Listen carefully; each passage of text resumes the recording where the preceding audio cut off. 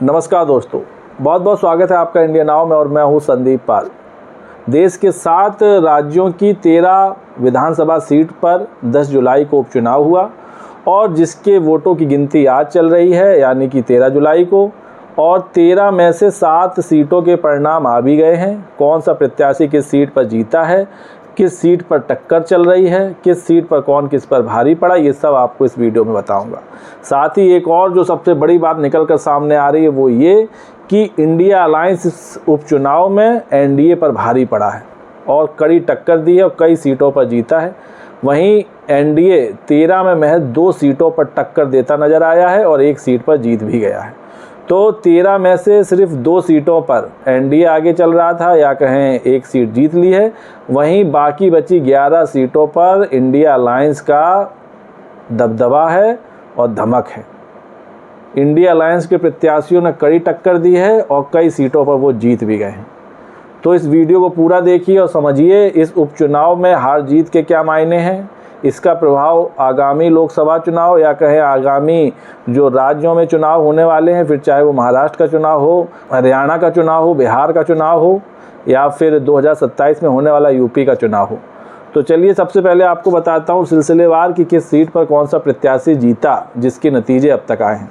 सबसे पहले बात करेंगे हिमाचल प्रदेश की। हिमाचल प्रदेश की 3 विधानसभा सीटों पर उपचुनाव हुआ जिसमें देहरा, हमीरपुर और नालागढ़ शामिल है। तो अगर सबसे पहले बात देहरा की करें तो इस सीट पर कांग्रेस ने जीत का परचम लहरा दिया है। जी हाँ, कांग्रेस के प्रत्याशी जो हैं कमलेश ठाकुर, इनको मिले हैं 32,737 वोट और जो बीजेपी के प्रत्याशी हैं होशियार सिंह, इनको मिले हैं 23,338 वोट। तो 9,999 वोटों के अंतर से जो कमलेश ठाकुर प्रत्याशी हैं उन्होंने जीत दर्ज की है और वो विजयी हुई हैं। वहीं तीसरे नंबर पर सुलेखा चौधरी रहीं जिनको महज मिले 171 वोट।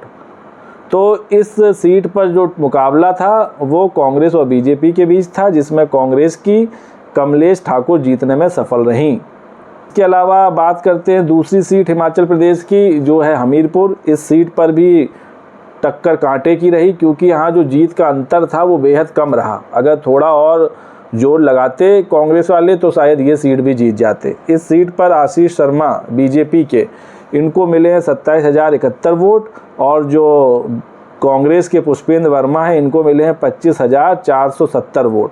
तो जो वोटों का और जीत हार का अंतर है वो महज है 1,571 वोट। करीब 1,500 वोटों के अंतर से कांग्रेस प्रत्याशी पुष्पेंद्र वर्मा ये चुनाव हार गए और बीजेपी के आशीष शर्मा बाजी मार ले गए हैं। तो हमीरपुर की जो सीट है वो बीजेपी के खाते में चली गई है। इसके अलावा हिमाचल प्रदेश की जो तीसरी सीट है इसकी बात करते हैं। ये सीट है नालागढ़। इस सीट पर कांग्रेस जीतने में सफल रही है। कांग्रेस के हरदीप सिंह बावा 34,608 वोट मिले। वहीं जो बीजेपी के केएल ठाकुर हैं इनको 25,618 वोट मिले और एक इंडिपेंडेंट कैंडिडेट हैं हरप्रीत सैनी, इनको मिले 13,025 वोट। तो यहाँ जो इंडिपेंडेंट कैंडिडेट थे इन्होंने भी ठीक ठाक टक्कर दी और करीब 13,000 से ज़्यादा इनको वोट मिले। और कांग्रेस के जो हरदीप सिंह बावा हैं ये करीब 9,000 वोटों से जीते हैं। जो जीत का अंतर है वो 8,990 वोट है। तो अच्छी टक्कर दी और काफ़ी अच्छे वोटों से जीते। हमीरपुर की तरह यहाँ मुकाबला नज़दीकी नहीं रहा बल्कि भारी मतों के अंतर से कांग्रेस के हरदीप सिंह बावा जीतने में सफल रहे हैं। तो हिमाचल प्रदेश की 3 उपचुनाव सीटों में 2 पर कांग्रेस ने परचम लहरा दिया है जीत का और 1 सीट गई है बीजेपी के हिस्से में। तो ये हिमाचल से बीजेपी के लिए अच्छी खबर नहीं है। वहीं इंडिया अलायंस के लिए, कांग्रेस के लिए ये हौसला और मनोबल को बढ़ाने वाली खबर है कि 3 उपचुनाव जहां हुए जिन सीटों पर उनमें 2 कांग्रेस के खाते में गई है। चलिए अब इसके बाद आगे चलते हैं, बात करते हैं पंजाब की सीट की। इसकी भी खूब चर्चा हो रही थी। ये सीट है जालंधर वेस्ट की। यहाँ जो मुकाबला था, यहाँ मुकाबला कांग्रेस भी थी, बीजेपी भी थी, आम आदमी पार्टी भी थी और बीएसपी भी थी। तो यहाँ चौतरफा मुकाबला था। इस सीट की बात करें तो यहाँ बाजी मार ले गए हैं आम आदमी पार्टी के मोहिंदर भगत। मोहिंदर भगत यहाँ से जीतने में सफल रहे हैं। उनको मिले हैं 55,246 वोट। वहीं जो बीजेपी के प्रत्याशी हैं शीतल एंगुरल, इनको मिले हैं 17,921 वोट कांग्रेस की सुरिंदर कौर को मिले हैं 16,757 वोट। और इसके अलावा बीएसपी के भी कैंडिडेट यहाँ थे, वीरेंद्र कुमार लाखा, इनकी तो जमानत जब्त हो गई, महज मिले 734 वोट। तो बीएसपी को एक बार फिर झटका लगा, इन पे काफ़ी उम्मीदें थीं, लेकिन बहुत ही ख़राब प्रदर्शन रहा इनका। शिरोमणि अकाली दल के भी प्रत्याशी थीं सुरजीत कौर, उनको भी बड़ा ख़राब प्रदर्शन रहा, उनको वोट मिले महज 1200। तो इस सीट पर आम आदमी पार्टी के मोहिंदर भगत ने झंडा गाड़ दिया है जीत का, और इस उपचुनाव वाली सीट पर जीत हासिल की है जालंधर वेस्ट से। तो जालंधर वेस्ट से विधायक बन गए हैं मोहिंदर भगत। वहीं दूसरे नंबर पर बीजेपी रही, तीसरे नंबर पर कांग्रेस रही, चौथे पर शिरोमणि अकाली दल और पाँचवें नंबर पर बीएसपी। तो यहाँ बीएसपी का प्रदर्शन एक बार फिर बड़ा ख़राब रहा और ये सीट गई आम आदमी पार्टी के खाते में, जो इंडिया अलायंस का हिस्सा है। तो पंजाब की इकलौती सीट पर इंडिया अलायंस की जीत हुई और आम आदमी पार्टी की जीत हुई। अब इसके बाद आगे चलते हैं, बात करेंगे पश्चिम बंगाल की। पश्चिम बंगाल में 4 सीटों पर उपचुनाव हुए, जिसमें रायगंज है, रड़घाट है, बगदा है और मानिक टोला है। और इन चारों सीटों पर ममता दीदी का जलवा देखने को मिला है। इन चारों सीटों पर टीएमसी बढ़त बनाए हुए है और 3 सीटों पर जीत भी हासिल कर ली है। एक सीट है मानिक टोला, इस पर लीड बनाए हुए है। तो टीएमसी ने उपचुनाव की चारों सीटें लगभग जीत ली हैं। 3 सीटों पर परिणाम भी आ गए हैं, उसके तीनों प्रत्याशी जीत गए हैं। और जो मानिक ताला सीट है, इस पर मुकाबला जारी है। हालांकि इस पर भी जो लीड है, करीब 50,000 वोटों से ज़्यादा की लीड है सुप्ती पांडे की, जो ममता बनर्जी की पार्टी टीएमसी की उम्मीदवार हैं। तो 50,000 वोटों से आगे चल रही हैं, तो इनकी भी जीत लगभग तय है। तो मान लीजिए पश्चिम बंगाल की चारों सीटों पर टीएमसी का कब्जा हो गया है, जिस पर उपचुनाव हुए था। तो ये भी बहुत बड़ी खबर है इंडिया अलायंस के लिए और टीएमसी के लिए। इन चारों सीटों पर टीएमसी जीत रही है, ना कहीं बीजेपी नज़र आ रही है, ना कहीं कांग्रेस नज़र आ रही है। तो सूपड़ा साफ कर दिया है। हालांकि इस सीट पर कांग्रेस का कोई प्रत्याशी नहीं है। तो अगर हम बात करें वेस्ट बंगाल की मनिक ताला सीट की, तो यहाँ सुप्ती पांडे आगे चल रही हैं और जो अंतर है वो 50,000 वोटों से ज़्यादा का अंतर है। 20 राउंड की काउंटिंग होनी है, जिसमें 16 राउंड की काउंटिंग हो गई है, महज 4 राउंड की काउंटिंग बाकी है। तो ऐसे में बहुत मुश्किल है बीजेपी के प्रत्याशी कल्याण चौबे का आगे निकल पाना, क्योंकि जो अंतर है वो अभी ही करीब 51,000 वोटों का है। तो इस सीट पर भी आप सुप्ती पांडे की जीत लगभग तय मानिए, टीएमसी की जीत तय मानिए। इसके अलावा बात करते हैं पश्चिम बंगाल की उन 3 सीटों पर जहां टीएमसी ने अपना झंडा गाड़ दिया जीत का। तो सबसे पहले बात करते हैं रायगंज की, जहां टीएमसी के उम्मीदवार कृष्णा कल्याणी 50,000 वोटों से जीते हैं, इनको मिले हैं 86,469 वोट। बीजेपी के मानस कुमार घोष, इनको मिले हैं 36,402 वोट। और इस सीट पर कांग्रेस के भी प्रत्याशी थे मोहित सेन गुप्ता, इनको मिले महज 23,000 वोट। और इंडिपेंडेंट कैंडिडेट की तो खैर बात ही ना करिए, ये सब 400 वोट से भी नीचे हैं। तो अहम मुकाबला जो था वो टीएमसी, कांग्रेस और भारतीय जनता पार्टी के बीच था, जिसमें टीएमसी के उम्मीदवार कृष्णा कल्याणी जीतने में सफल रहे और 50,000 वोटों से जीत दर्ज की। तो राजगंज सीट पर भी टीएमसी का जलवा दिखा। अब बात कर लेते हैं पश्चिम बंगाल की एक और सीट रड़घाट दक्षिण की। इस सीट पर भी टीएमसी जीती है और टीएमसी के मुकुट मानी अधिकारी 39,000 वोटों से जीते हैं, उनको मिले हैं 1,13,533 वोट। बीजेपी के मनोज कुमार विश्वास को मिले हैं 74,000 वोट। और जो लेफ्ट की पार्टी है सीपीआई, इसके जो प्रत्याशी हैं अरिंदम विश्वास, इनको मिले हैं 13,082 वोट। तो इस सीट पर भी टीएमसी ने परचम लहराया है और मुकुट मानी विजयी प्रत्याशी हुए हैं, 39,000 से ज़्यादा वोटों से जीते हैं। और मनोज कुमार विश्वास हार गए हैं, जो बीजेपी के कैंडिडेट थे। इसके अलावा पश्चिम बंगाल की एक और सीट है जिसकी चर्चा काफ़ी हुई, वो सीट है बगदा। बगदा की बात करें तो यहाँ भी टीएमसी जीती है और टीएमसी की जो प्रत्याशी है महिला प्रत्याशी मधुपर्णा ठाकुर, ये 33,000 से ज़्यादा वोटों से जीती हैं, इनको भी 1 लाख से ज़्यादा वोट मिले। वहीं जो बीजेपी के प्रत्याशी हैं विनय कुमार विश्वास, इनको मिले 74,251 वोट। और इसके अलावा ऑल इंडिया फॉरवर्ड ब्लॉक के गौर विश्वास से इन्हें महज 8,000 वोट मिले। तो यहाँ भी टक्कर बीजेपी और कांग्रेस के बीच थी, तो यहाँ भी टक्कर टीएमसी और बीजेपी के बीच थी, जहाँ टीएमसी जीतने में सफल रही और बीजेपी को हार का सामना करना पड़ा। टीएमसी की मधुपर्णा ठाकुर 33,000 से ज़्यादा वोटों से जीती। तो इस तरह पश्चिम बंगाल की चारों विधानसभा सीट जहां उपचुनाव हुआ था, रायगंज, रानाघाट दक्षिण, बगदा और मनिकतला, इन चारों सीटों पर टीएमसी ने जीत दर्ज कर ली है। तो ये बहुत बड़ी खबर है टीएमसी के लिए और इंडिया अलायंस के लिए, क्योंकि इंडिया अलायंस का हिस्सा है टीएमसी। लोकसभा चुनाव मिलकर लड़ा था, वो बात अलग थी कि कांग्रेस को एक भी सीट नहीं दी थी पश्चिम बंगाल में, जिसके चलते कांग्रेस ने भी अलग चुनाव लड़ा था। लेकिन इन सब के बावजूद इंडिया अलायंस का ही हिस्सा है टीएमसी। तो टीएमसी ने भी यहाँ अपने प्रचंड तेवर दिखाए हैं और बीजेपी को चारों खाने चित कर दिया। तो ये वो सीटें थी जहाँ नतीजे आ चुके हैं 7 सीटों पर। तो इन 7 सीटों में 4 सीट पर टीएमसी, 1 सीट पर आम आदमी पार्टी, 2 सीट पर कांग्रेस और महज 1 सीट पर बीजेपी हमीरपुर में जीतने में सफल रही है।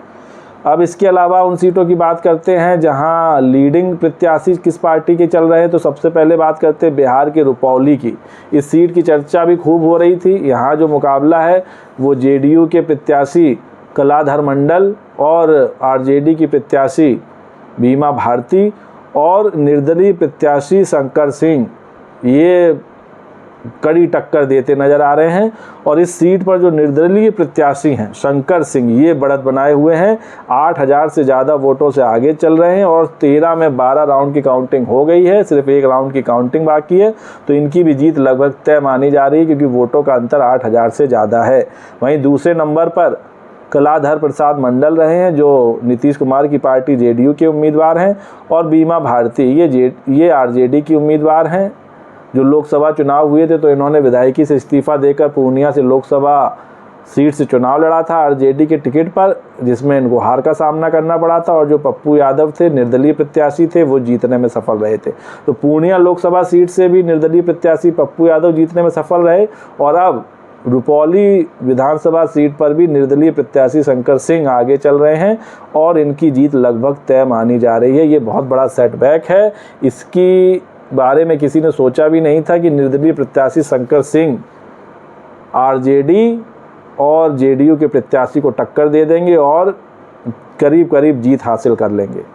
और ये 8,000 वोटों से आगे भी चल रहे हैं, तो जीत लगभग इनकी तय मानी जा रही है। तो ये बहुत बड़ा उलटफेर है रुपौली विधानसभा उपचुनाव में। शंकर सिंह अगर जीत जाते हैं तो वैसे उनकी जीतने की पूरी संभावना है, क्योंकि वोटों का अंतर 8,000 से ज़्यादा है और महज आखिरी राउंड की वोटिंग बाकी रह गई है। और एक और बात, इस सीट पर जो चंद्रशेखर की पार्टी है, आज़ाद समाज पार्टी, जिसके वो इकलौते सांसद बने हैं, उसके भी प्रत्याशी मैदान में थे, रवि रोशन। इनको महज मिले हैं 743 वोट, महज 743 वोट। ये इसलिए बता दिया क्योंकि चंद्रशेखर की पार्टी है और इन्होंने यहाँ अपना प्रत्याशी उतारा था। तो ये है रुपौली सीट का हाल, जहाँ निर्दलीय प्रत्याशी जीतने करीब है। इसके अलावा बात कर लेते हैं मध्य प्रदेश की अमरवाड़ा सीट की। मध्य प्रदेश की अमरवाड़ा सीट पर बीजेपी लीड कर रहे हैं और 3,000 वोटों से आगे हैं। तो जो अंतर कोई बहुत ज़्यादा नहीं है, कमलेश प्रताप शाह हैं और दूसरे नंबर पर धीरन शाह सुखराम दास, ये कांग्रेस के कैंडिडेट हैं। इनको अभी तक 80,000 वोट मिले हैं। बीजेपी के प्रत्याशी कमलेश प्रताप को 83,000 वोट मिले हैं और यहाँ लगभग बीजेपी की जीत तय मानी जा रही है।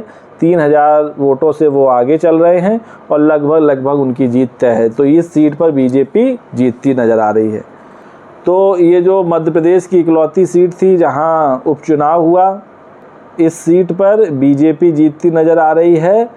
अमरवाड़ा सीट पर कमलेश शाह की जीत लगभग तय मानी जा रही है। इसके अलावा चलिए अब बात करते हैं एक और सीट तमिलनाडु की, जहां एक सीट पर वहां उपचुनाव हुआ था। तमिलनाडु की विक्रमावांडी सीट, इस पर जो है वो डीएमके के जो प्रत्याशी हैं अन्नियुर शिव, वो जीत के करीब हैं और दूसरे नंबर पर पीएमके के अंबुमणि एस हैं। तो या इस सीट पर डीएमके की जीत लगभग तय मानी जा रही है, क्योंकि जो अंतर है वो बहुत भारी अंतर है। अंतर इसलिए भारी है कि क्योंकि जो अन्नियूर शिवा हैं, जो डीएमके के प्रत्याशी हैं, ये 65,000 वोटों से आगे चल रहे हैं, और जो पीएमके के प्रत्याशी हैं अंबुमनी सी, ये 53,000 वोट इनको मिले हैं और ये 65,000 वोटों से ज़्यादा से पीछे चल रहे हैं। तो जो अहम मुकाबला था वो डीएमके और पीएमके के बीच ही था, जिस पे ये सीट पर लगभग डीएमके की जीत सुनिश्चित हो गई है। और 21 राउंड की काउंटिंग होनी है, जिसमें 19 राउंड पूरे हो चुके हैं, तो सिर्फ 2 राउंड की काउंटिंग बची हुई है, जिसमें बड़ा मुश्किल है कि प्रत्याशी इनको पीछे ढकेल पाएँ पीएम की। तो अब बात करते हैं उत्तराखंड की 2 सीटों की। एक है बद्रीनाथ, दूसरी है मंगलौर। इन 2 सीटों की भी खूब चर्चा हुई। मंगलौर विधानसभा सीट की बात करें तो इस सीट पर कांग्रेस के काजी मोहम्मद निजामुद्दीन आगे चल रहे हैं। वहीं दूसरे नंबर पर बीजेपी के करतार सिंह भड़ाना है, और तीसरे नंबर पर जो है वो उबैदुर रहमान है, जो बीएसपी के कैंडिडेट है, ये तीसरे नंबर पर है। लेकिन यहाँ जो अंतर है वो बड़ा नज़दीकी मामला चल रहा है। यहाँ कांग्रेस के जो प्रत्याशी हैं काजी मोहम्मद निजामुद्दीन, इन्हें मिले हैं 31,727 वोट, और ये महज 422 वोटों से आगे चल रहे हैं। वहीं बीजेपी के करतार सिंह भड़ाना है, इन्हें मिले हैं 31,305 वोट, और जो बीएसपी के हैं उबैदुर रहमान, इन्हें मिले हैं 19,559 वोट। तो ये तीसरे नंबर पे हालांकि टक्कर तो दी, लेकिन उतनी मजबूत टक्कर नहीं दी कि मुकाबले में दिखे। तो यहाँ कांग्रेस की जीत तय मानी जा रही है। 10 राउंड की काउंटिंग हो गई है, 10 ही राउंड की काउंटिंग होनी थी, तो यहाँ कांग्रेस की हिस्से में ये सीट जाती हुई दिख रही है। उसके अलावा उत्तराखंड की एक और सीट है बद्रीनाथ सीट। यहाँ की बात करें तो यहाँ भी कांग्रेस का जलवा है, और कांग्रेस के लखपत सिंह बुटौला ये 5,224 वोटों से आगे चल रहे हैं, और 15 राउंड की काउंटिंग होनी थी, जो लगभग हो चुकी है। तो कुल मिलाकर इस सीट पर भी कांग्रेस की जीत सुनिश्चित मानी जा रही है। वहीं जो बीजेपी के राजेंद्र सिंह भंडारी हैं, इनको मिले हैं 22,937 वोट, ये 5,224 वोटों से पीछे चल रहे हैं। तो इस सीट पर भी अहम टक्कर जो थी वो बीजेपी और कांग्रेस के बीच ही थी, और लखपत सिंह बुटौला जो कांग्रेस के प्रत्याशी, इनकी जीत लगभग तय मानी जा रही है।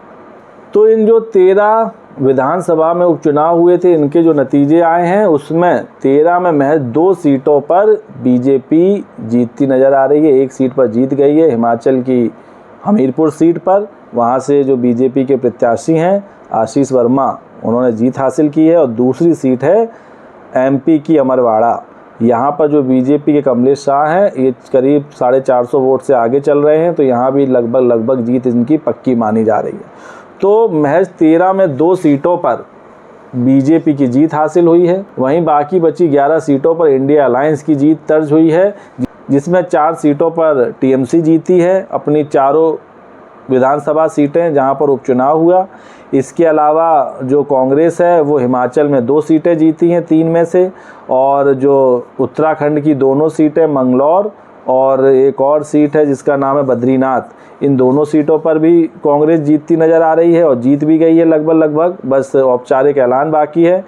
और वहीं तमिलनाडु की जो सीट है वहाँ डीएमके की जीत नज़र आ रही है, और पंजाब की एक सीट पर आम आदमी पार्टी जीती है।